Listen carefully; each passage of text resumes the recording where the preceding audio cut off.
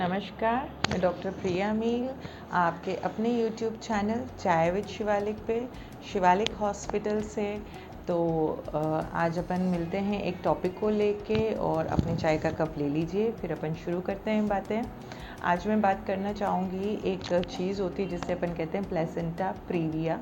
Placenta previa मतलब जो बच्चे की जो ओल्ड नाल होती है वो बच्चेदानी के मुंह पे होना, ये सब मैं आज आपको एक्सप्लेन करूँगी।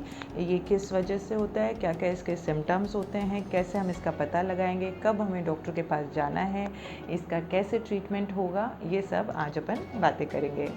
तो लीजिए अपने चाय का कप और शुरू करते हैं बातें। तो जैसा कि प्लेसेंटा प्रीविया, प्लेसेंटा क्या है? सबसे पहली बात, प्लेसेंटा जो होता है ये आपके यूट्रस के अंदर बच्चेदानी की लाइनिंग में ये एक ऑर्गन बनता है जब आपकी प्रेगनेंसी होती है, जो कि क्या करता है, नाड़ से अटैच होके, बच्चे की जो नाड़ होती है वहाँ से अटैच होके ये आपके बच्चे को न्यूट्रिशन और ऑक्सीजन आपकी बॉडी के थ्रू, मदर की बॉडी के थ्रू वहाँ तक पहुँचाता है। मतलब ये आपके और आपके बच्चे में एक कनेक्टिंग लिंक है। जो हम कहते हैं कि आप खाओ पियो तो आपके बच्चे को मिलेगा वो किसके थ्रू मिलेगा? प्लेसेंटा के थ्रू मिलेगा। अब ये डेंजरस कब है, ये कहाँ पे होनी चाहिए?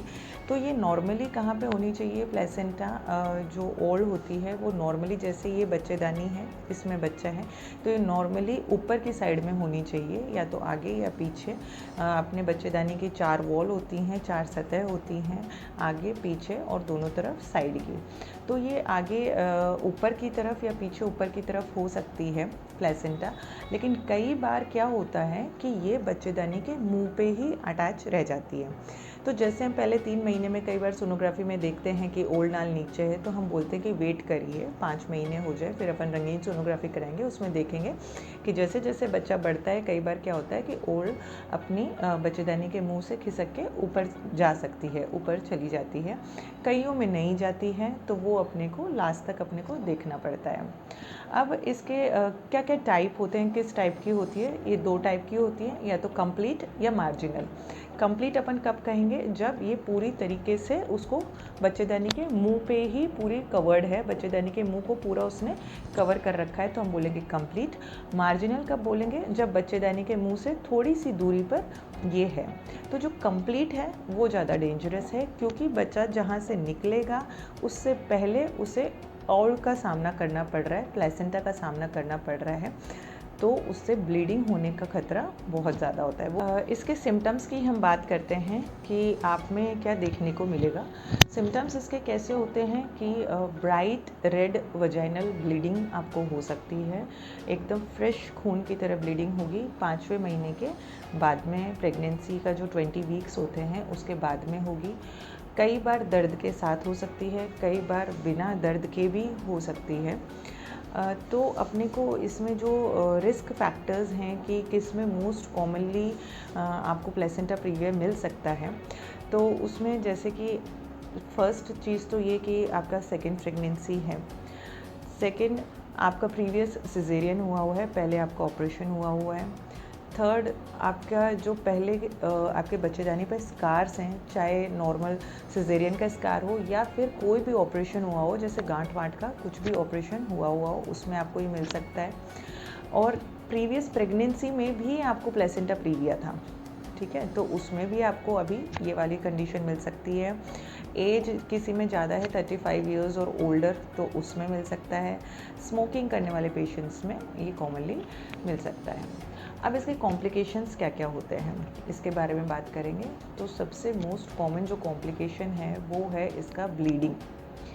कई बार क्या होता है कि पेशेंट ब्लीडिंग करके आती है, हम सोनोग्राफी करके देखते हैं, उसमें पता चलता है कि प्लेसेंटा प्रीविया है। तो ब्लीडिंग को पहले हम स्ट्रिक्ट बेड रेस्ट से ट्रीट करने की कोशिश करेंगे, बाकी जो मेडिकेशन देते हैं वो तो रहेंगे ही रहेंगे। लेकिन अगर अभी पहले का ही टाइम है, 5 महीने या 6 महीने का ही टाइम है, तो हम चाहेंगे कि बच्चा थोड़ा सा अंदर पूरा टाइम कर ले, 36 to 37 वीक्स तक अपन बच्चे को पहुंचाना चाहेंगे। तो उसके लिए हम पूरी ट्राई करेंगे। उसके बाद में लेकिन अगर ब्लीडिंग कंट्रोल ही नहीं है, हमें फिर कुछ ना कुछ स्ट्रिक्ट एक्शन हमें लेने की ज़रूरत पड़ सकती है। दूसरी बात प्रीटर्म बर्थ, जैसे मैंने बोला कि हम ब्लीडिंग पहले कंट्रोल करने की कोशिश करेंगे, 36 टू 37 वीक्स तक पहुंचाने की कोशिश करते हैं, लेकिन अगर वो टाइम तक अपन नहीं पहुंच पाते हैं, 30 वीक्स हो गए, 32 वीक्स हो गए, आपको सीवियर ब्लीडिंग, सीवियर हेमरेज हुआ है, तो we have to go for caesarean section, मतलब कि हमें बच्चा उठाना ही पड़ेगा, सिजेरियन करना ही पड़ेगा। तो ये एक दूसरा पॉइंट हो गया प्रीटर्म बर्थ, जिसको अपन बोल रहे हैं कि टाइम से पहले भी हमें डिलीवरी करानी पड़ सकती है।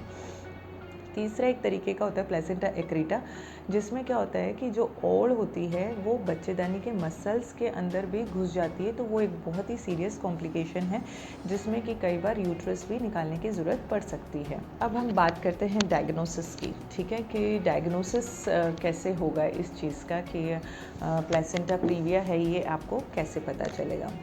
कई बार क्या होता है कि अपन नॉर्मल अल्ट्रासाउंड करते हैं, जब अपन 3rd मंथ में नॉर्मल अल्ट्रासाउंड करते हैं, 5th मंथ में नॉर्मल अल्ट्रासाउंड होती है, तो एक तो अपने को नॉर्मली पता चल जाएगा कि प्लेसेंटा प्रीविया है, प्लेसेंटा की पोजीशन क्या है।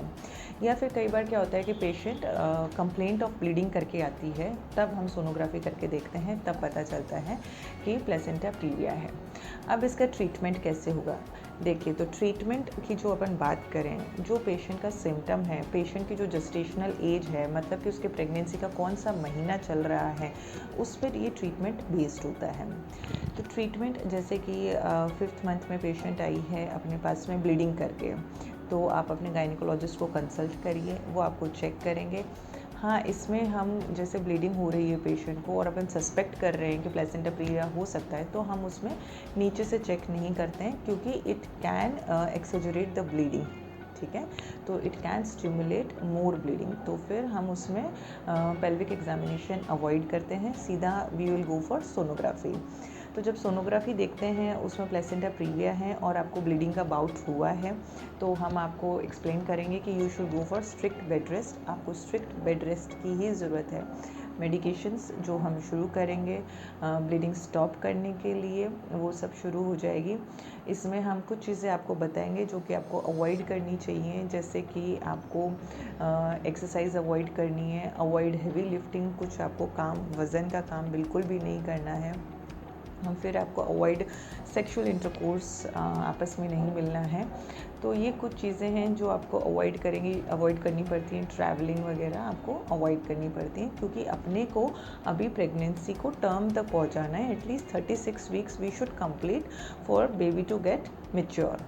तो अगर ये जैसे अगर पहले ब्लीडिंग हुई है, पेशेंट अपन के पास आई है, तो अपन उसे कहेंगे this is the warning symptom, कि अपने को एक वार्निंग मिल गई है, आपको एक चेतावनी मिल गई है कि ये एक चेंज हो सकता है एक नाइटमेयर में।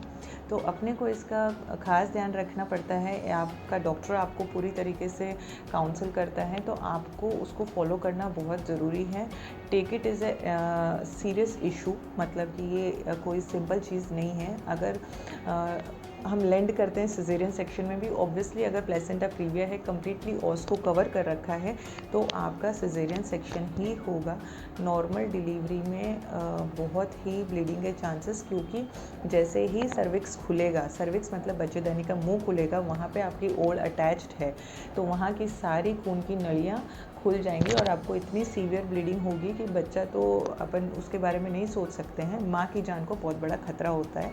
तो इन केसेस में, कंप्लीट प्लेसेंटा प्रीविया के केसेस में, मार्जिनल की बात अलग है, जब उसमें ऊपर की तरफ ओड़ चली गई है, वो जो जैसा कि हमें सोनोग्राफी में पता चल जाएगा, लेकिन कंप्लीट प्लेसेंटा प्रीविया में we directly go for caesarean section. And this cesarean section is not a simple cesarean section. Each and every procedure is not a simple procedure. It has its pros and cons. तो जो caesarean section है, आप ऐसे मत सोचिए कि अभी लिया है अंदर निकल जाएंगे सब कुछ normal. No, it is a complicated cesarean section. We have to keep units of blood in hand before taking the patient to OT. हमें ब्लड चाहिए अपने हाथ में, क्योंकि जैसे कि ओल्ड नीचे की साइड में है, तो अपने बच्चेदानी के दो भाग होते हैं, अपर सेगमेंट और लोअर सेगमेंट।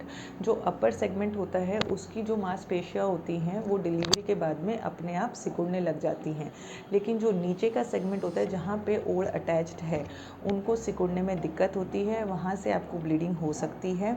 तो जब ब्लीडिंग नहीं रुकती है तो बहुत से स्टेप्स डॉक्टर को उठाने पड़ते हैं ड्यूरिंग सिजेरियन सेक्शन। तो उसके लिए पूरी काउंसलिंग आपको पहले की जाती है कि हमें क्या क्या करना पड़ सकता है, लास्ट स्टेज कहाँ तक जा सकती है। तो get mentally prepared for any of the situation. But आपका डॉक्टर जब आपके साथ है तो आपको टेंशन लेने की कोई ज़रूरत नहीं है। इतना भी दिमाग में प्रेशर नहीं लेना है कि क्या होगा क्या होगा क्या होगा।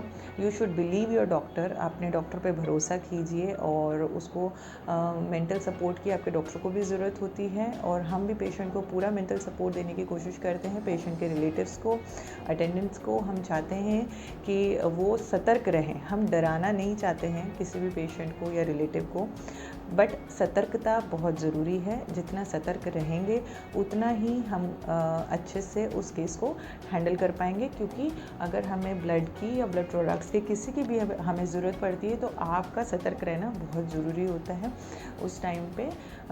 और देखिए ऊपर वाला तो साथ में है ही है। तो ये आज का मेरा टॉपिक था। मेरे हिसाब से इतनी इन्फॉर्मेशन आपको काफ़ी लगी होगी, और फिर मिलेंगे अपने यूट्यूब चैनल चाय विद शिवालिक में चाय के कप के साथ किसी और टॉपिक के साथ। धन्यवाद। Be happy, be safe.